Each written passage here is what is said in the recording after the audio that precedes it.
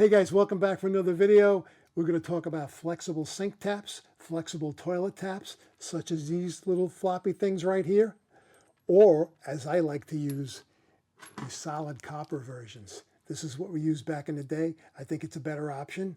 But listen, in today's world, everything's floppy. But there's a place for floppy and there's a place for putting these. And in this video, we're going to go over everything. So stick around. I'll be right back after the intro, and then we're going right down to the bench.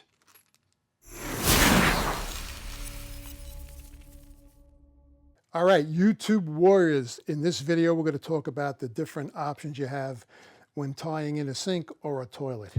Now, I don't want to let this video go too long, and I don't want to ramble too much because a lot of people complain I talk too much, get to the point.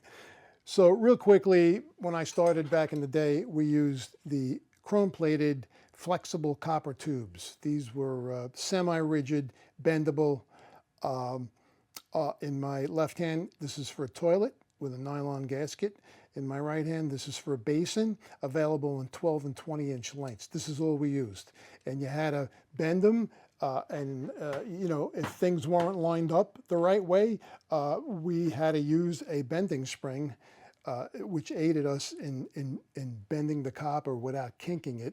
So you would slip your tube inside the spring, make your fancy schmancy bends, left, right, back, forward, and then you could take the spring off and you would have a nice bend and you wouldn't kink the tubing, because you don't want to kink the tubing, because if you kink the tubing, game over.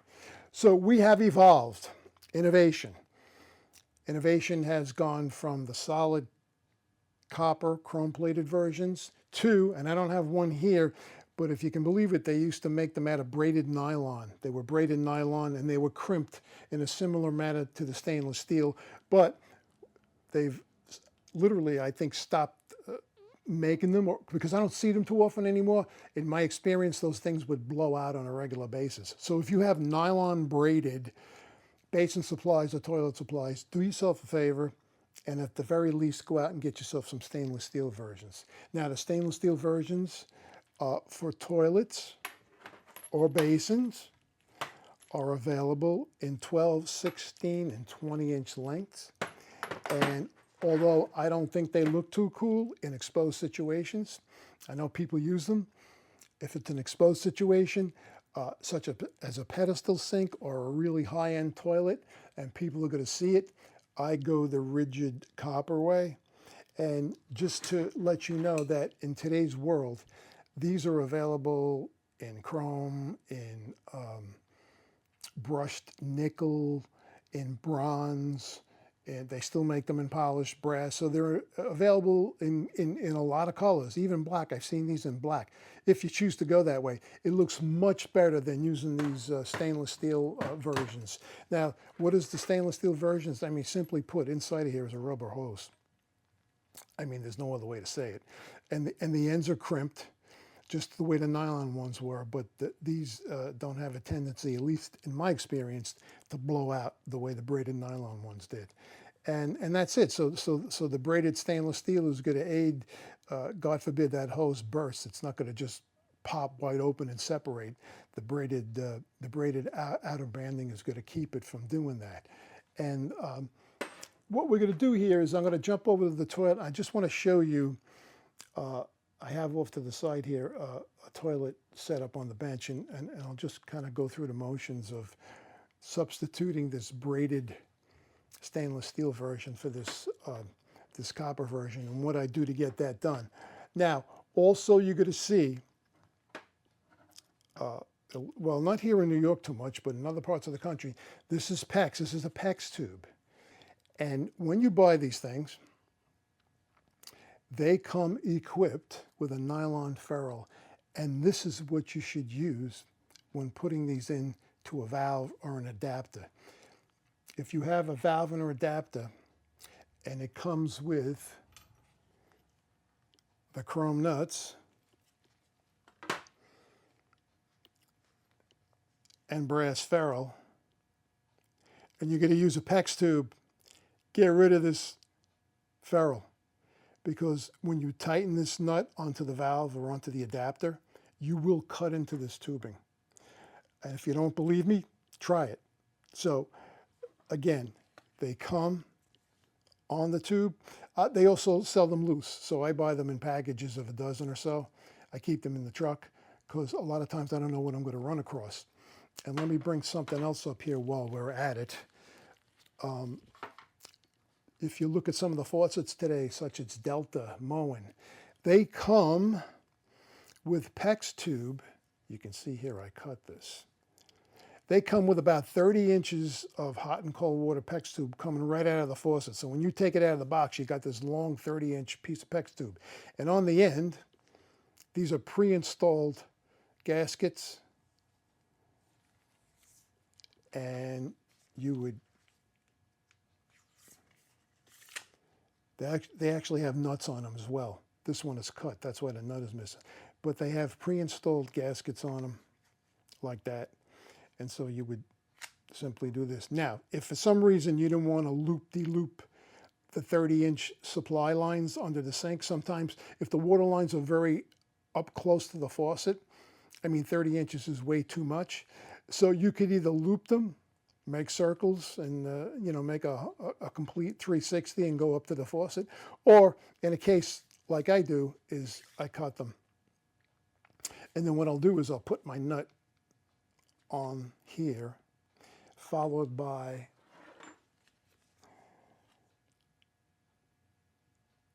a nylon ferrule, and that'll go into the valve or into the adapter. And it's as simple as that. So again, you can loop them, or if you want to make them a little neater looking, not that anybody's looking under the sink, you can do that, but you must use the nylon ferrule. So that takes care of that business. And with that in mind, if you have questions, drop them down below. I'll answer them to the best of my ability. You know, whatever products you see here or whatever tools you might be wondering, I'll leave links below the video so you guys can go check that out. But pretty much that's it. Like I said, they look horrible. We're going to jump over here to the toilet. I'm going to move the camera over here. We'll jump to the toilet. I'll show you what's on here. I'll show you what guys do sometime. I mean, some guys don't have, maybe you need a 12-inch riser and they don't have a 12-inch riser in the truck. So they go out and get a 20-inch riser, and they'll do one of these routines here. You know, they'll do this. And that's putting undue stress on everything. The rubber hose, the outer stainless steel. I just don't like it. And another thing, let me address. These have nice tapered rubber gaskets inside of them, and when I tie them into the toilet fill valve, I actually tie them up nicely hand tight, maybe plus +1/4 of a turn, and you're good to go. Now I know Fluid Master makes something called the click stop, which, you know, I can't figure it out other than basically you'll turn this, and when you hear it click, that gives you the okay that it's tight enough and you don't have to go any further. I mean, I think it's a gimmick, but what do I know? Anyway, so with that said, let me jump over to this toilet and we'll go over, you know, a few scenarios here. Again, whatever you see here for the toilet, it's going to apply it to the basin as well. I see people taking these basin supplies and they do the loop-de-loop thing, you know. And listen, under a sink, nobody's going to see it. Who cares? But you don't want to make tight loops. You want to make nice wavy loops, you know. This way you don't put any undue stress on the hose inside or the stainless steel on the outside. And okay, so with that, let me jump over here and I'll move the camera over and we'll take a look at this toilet supply going up to this toilet tank. All right, so what you're looking at here is a flexible connector onto a shut-off valve. We have a copper stub out.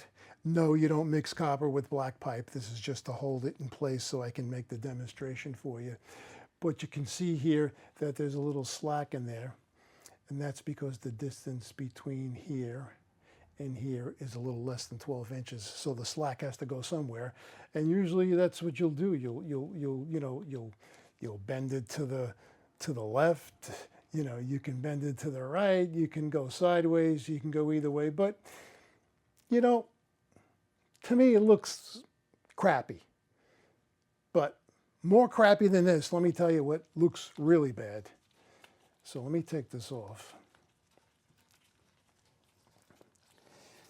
And we'll take this off. So again, that's your 12-inch version. But I will often go in on a job and I will see one of these genius installations here. Somebody will say, oh, I'm not going to the supply house to get another adapter or another riser, excuse me. And they come in here and this is what they do. Now, come on, guys. If you got a bathroom, you know, and people paid $1,000 for a toilet in a magnificent-looking bathroom, is this what you want to look at? No, that's ridiculous. That's totally ridiculous and unacceptable in my book. You want to do this under a cabinet? Knock your brains out. You're putting the faucet in, and you want to make the loop-de-loops and go in all sorts of directions? Knock your brains out. Exposed applications, pedestal basins, beautiful toilets, in magnificent bathrooms where people pay $20,000 and beyond. The last thing I want to see is this. So let me show you what we did back in the good old days, and I still do it today if it's a high-end toilet in a high-end bathroom, and regardless of the flavor, whether it be chrome, whether it be brushed stainless, I get them in all flavors, if you will, and simply let me show you how we do that. So you would take your solid copper. Now again, these come 12 and 20, so you can cut them. You know, if you rough the toilet in based on the manufacturer's specifications, you should go straight in. So up and down, the distance up and down, left and right should be right on the money, and you basically should be putting a straight piece in.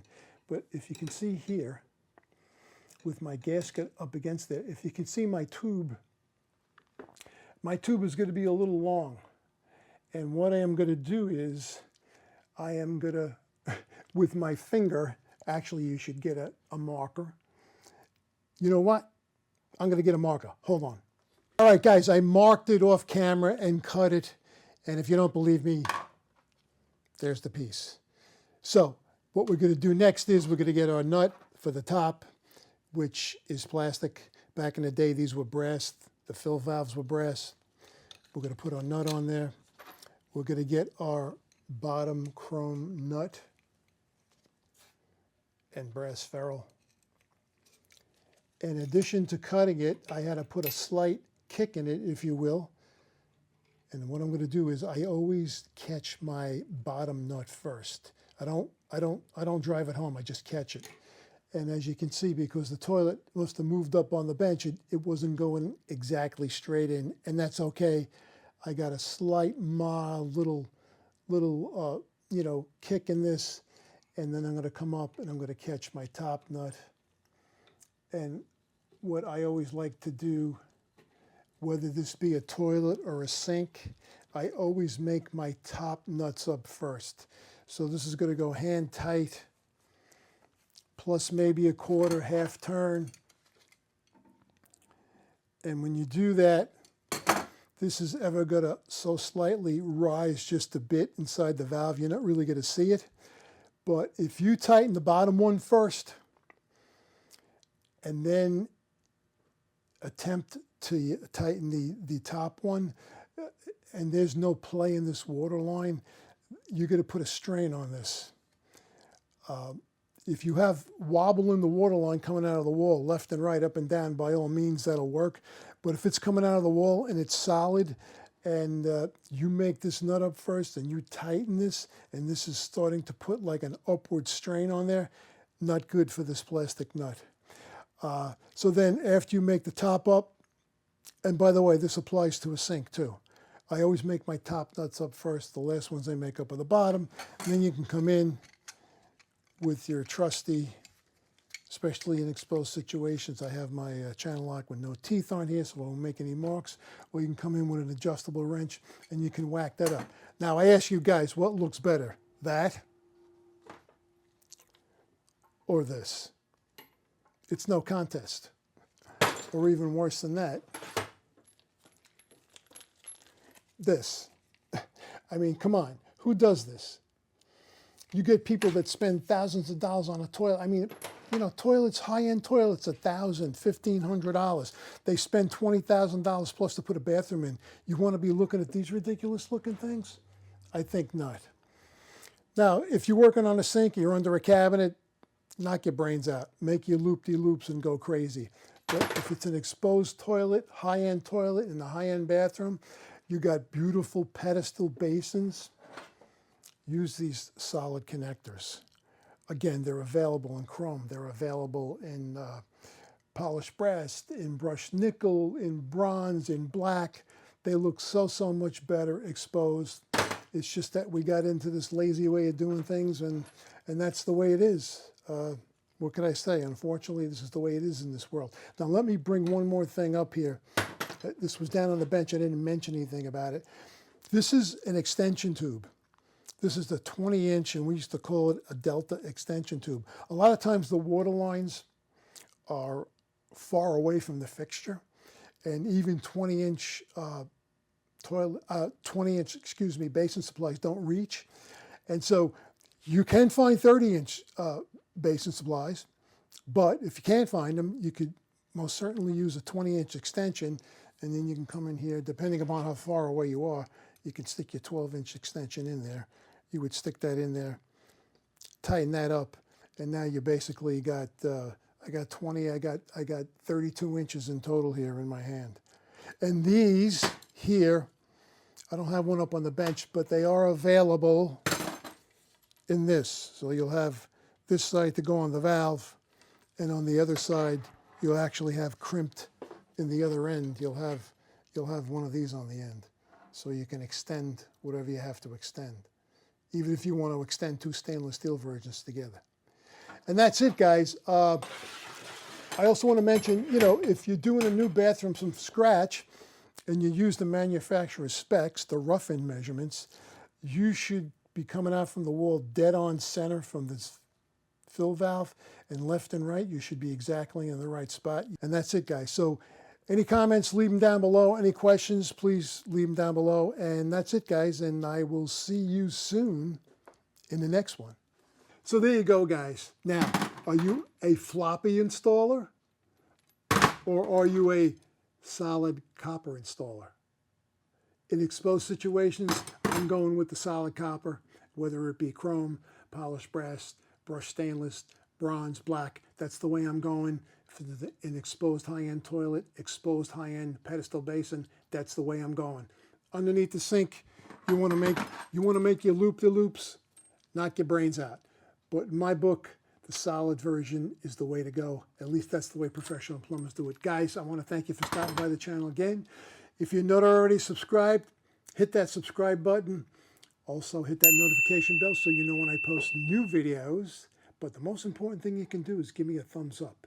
Because if you don't give me a thumbs up, YouTube hides these videos. They don't distribute them, and nobody gets to see them. And that's bad for the channel. So guys, stay well. I'll be seeing you again, probably in about 2 weeks, my next video. Keep out of trouble. And as I always like to say, happy plumbing.